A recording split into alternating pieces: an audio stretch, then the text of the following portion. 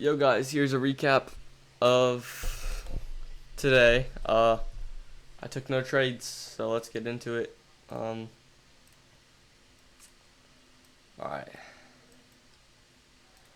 Alright, hold on.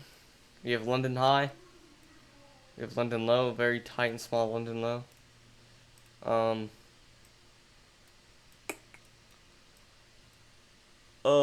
Price tapped to London low, but that was off news, and I didn't want to take that trade because it was a bad, not high quality trade off news.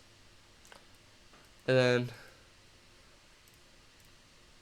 this is actually a trade I took because we got 30-minute close below the low. Then tap in a big rejection. Could have went like that. Put a stop loss right there.